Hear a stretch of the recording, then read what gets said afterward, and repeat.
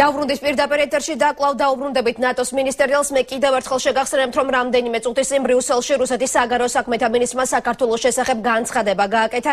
სერგეი ლავროვმა ორი ქვეყნის ურთიერთობის აღდგენასთან დაკავშირებით საქართველოს მთავრობის მიერ გამოხატულ ინიციატივას საჯარო განცხადებით უპასუხა. როგორც რუსეთის პირველი დიპლომატი ამბობს, ქართული ხელისუფლების სურვილს დღემდე მხოლოდ მასობრივი ინფორმაციის საშუალებებით იცნობს, თუმცა ოფიციალური შეტყობინების შესახებ ამ დრომდე არაფერი მიუღია. დიპლომატის თქმით, რუსეთის მთავრობა მოლაპარაკებათა პროცესს არ გაურბის, თუმცა იქვე დასცენს, რომ საქართველოს ახალ ხელისუფლებას პოლიტიკური მოქმედების გეგმის წარმოდგენა უფრო თვალნათლივ მართებს.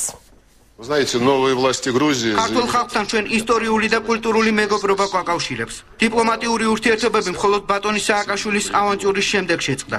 პოსტკონფლიქტურ სიტუაციაში იმასაც კი შეუწყოთ ხელი, რომ ცალკეულ ავიაკომპანიებს ჩარტერული ფრენებიც კი აღედგინათ. ასევე მუდამ მზად ვიყავით ქართული სასოფლო-სამეურნეო პროდუქციის შემოსვლისთვის შეგვექმნა სათანადო გარემო. დასაკვირველია, თუ კი ის ჩვენ სათანადო მოთხოვნებს დააკმაყოფილებდა. არ შეწყვეტილა კულტურული ურთიერთობები. მთავარია ჩვენ ვიცოდეთ კონტექსტი ამ პროცესის განხორციელების. მაგრამ იმ დროს, როცა ქართული მხარე აფხაზეთსა და სამხრეთ ოსეთს ოკუპირებულ ტერიტორიებად განიხილავს, ასეთი რიტორიკა დიალოგის პროცესის დაწყებას ხელს არ უწყობს. ისე კი ჩვენთვის პრაქტიკულ სფეროებში, როგორც სავაჭრო ეკონომიკური ურთიერთობებია, პრობლემები არ არსებობს.